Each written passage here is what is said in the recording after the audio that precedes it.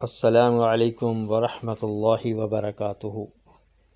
بسلسلہ اقوال حضرت علی رضی اللہ تعالی عنہ، آج کا عنوان ہے اخلاق حسنہ حصہ دوم۔ نیک سلوک کرنے سے آدمی غلام ہو جاتا ہے۔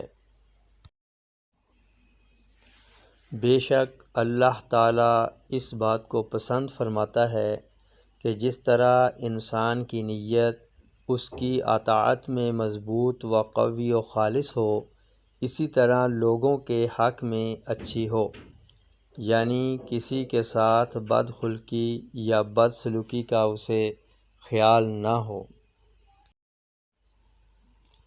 لوگوں کے حق میں حسن نیت، قلت طمع اور کثرت ورع اختیار کر۔ بے شک مکارم اخلاق اس کا نام ہے کہ جو تجھ سے قطع تعلق کرے تو اس سے میل جول رکھ، اور ظلم کرے تو اس سے درگزر کر۔ بے شک سب سے اچھی زندگانی والا وہ شخص ہے جس کی زندگانی سے لوگ پرسکون اور مطمئن رہیں۔ جو شخص اپنے ماں باپ کے ساتھ نیک سلوک کرتا ہے، اس کی اولاد اس کے ساتھ نیک سلوک کرتی ہے۔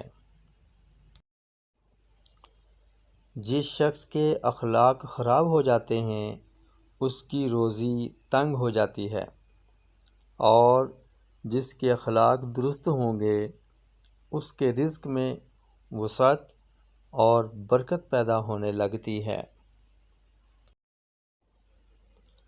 لوگوں کے ساتھ نیک سلوک کرنا اللہ تعالیٰ کی رحمت کو پانا ہے۔ آداب سیکھنے سے تعلق رکھتے ہیں۔ کم ظرف کی عادت ہے کہ اگر اس سے کسی کے ساتھ نیک سلوک ہو جائے تو اس کو قرض خیال کرتا ہے اور ہمیشہ اس کو واپس لینے کی خواہش رکھتا ہے۔ حسن خلق جیسا کوئی ساتھی نہیں، اور بد ظن شخص کا کوئی دین و ایمان نہیں۔ فضائل اور بزرگیوں کا حصول کرم و اخلاق اور بذل مال پر ہے، اور جنت کا دخول گناہوں سے پرہیز پر موقوف ہے۔